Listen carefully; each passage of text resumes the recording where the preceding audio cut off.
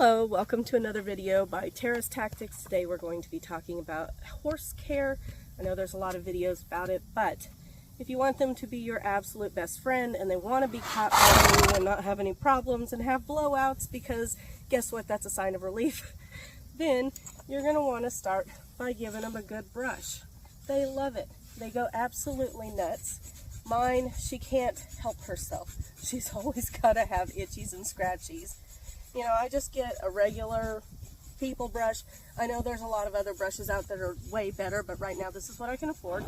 And I just haven't gotten one of those. I've seen a lot online. They've got really great stuff. But this is what I'm going to do for now.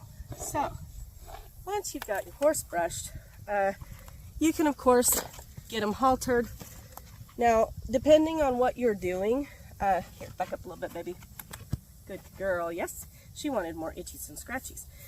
Depending on what you're doing, you may need a soft, 2-knot, thicker rope halter, or you may need a rope halter that is thinner. And as you can see, she has put her head down. She knows that that's how I want her to get it on.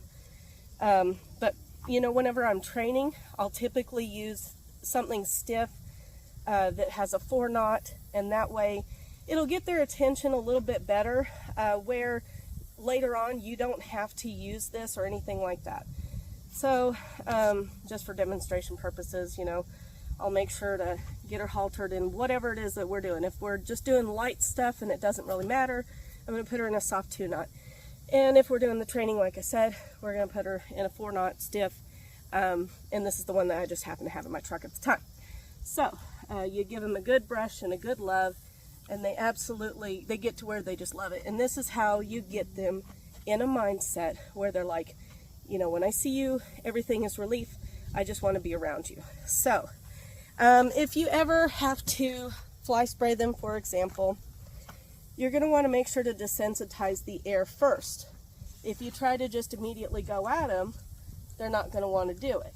But if you come out from the side, and I do apologize, I had the stream on instead of the spray, which she likes a little bit better. Now she might try to back up. Sometimes you just got to go with them when you're actually training them. When they're like her, I want her to kind of stay still, and I might do a soft correction to get her to do that. But you know, I'll just make sure that I kind of get the fly spray everywhere I need. Whatever you do on one side of the horse, you do on the other side of the horse. And you usually don't start on the neck. Usually you'll start on the barrel, but I'm not training her today. She already knows what to do. And I'm just kind of doing this for demonstration purposes anyway. But the flies are pretty bad. It's kind of hot. Now let's say they get something like sweet itch, which is something that does typically happen during this time of year. I'll usually put my coat defense inside of a baby powder squeeze bottle. It's just easier for me to administer, because if you've got the wind going everywhere, it's going to go in your face. And I did that. I didn't realize it was on my face. Went to the convenience store and they thought I had dunked my face in powder, and not the good kind. So you just want to get your coat defense from your little squeeze powder bottle, and then you're just going to rub it along the neck, stuff like that. And something I didn't know when I first started this journey with her, I had used the oil that they have at the tack stores, and it actually burned her. Do not, well, you do you, but I don't recommend the oils. I recommend the powders. Also, the oils, it was a really strange feeling for her, and it was very hard to administer. But at this point, I'll just typically ask her to lower her head, and then, like, if I need to get it on her ears, I'll just kind of smooth it on like that, and that way she's not like, hey, what are you doing? I don't like that. It's going all up in my face. But this way we can just administer whatever it is that we need to administer. And I think a lot of people don't always talk about this in instructional videos, so I wanted to add it in there.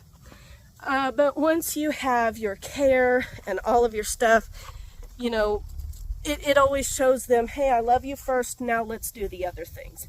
And here's another thing, for example. This is a wormer. I think most people know what it is. I just administered this to her yesterday, so she's a tiny bit ribby, and she's got some of those little parts on the back of her tail where she's obviously been itching and rubbing. And this time of year, which is in August, you want to do like a febenzidol The next one I think I'm going to do is a Zimmerman Gold for, you know, say December. But there's different types of years that you want to do the different types of warmers if you want to actually address the problem. So when I'll do it, I'll typically get her pretty good and relaxed, knowing that she's going to be loved, give her lots of itchies and scratchies and all the stuff that she absolutely loves. And then, now some horses are different. She, like I said, she was 9 years old when I got her. All you could pretty much do was touch her face. She hadn't been trained or anything. So what I did was whenever I would stick it in, I would just go with her where she went. And, you know, I did start out with the Safeguard, which is the little pellets. But today, you know, this is all you do. You just stick it in the side of their mouth, and then they'll usually take it. And then you're going to want to kind of massage their throat underneath. And then you're going to want to maybe massage here as well. And then eventually they'll take it down. So if you don't do that, they'll probably put their head down and plop it right on out. So be cautious of that. She doesn't like worming like the next horse, but she's a pretty good girl and she'll do what I ask her to do. And I got to make sure to give her lots of love and itchies and scratchies so she knows that she did a good job and all of that kind of stuff. So make sure that whenever you're caring for your horse, of course you're going to want to pick their hooves. Right now, she had her hooves done maybe 2 weeks ago, but I'm noticing that she's got a couple little cracks forming, so I'm going to get some stuff to condition her hooves with, and it should get better from then on. But anyway, please join me for another video where I'm going to be talking more about rope training and some lateral movements, things you can do with your foals and untrained horses to get them started. Have a wonderful evening. Bye-bye.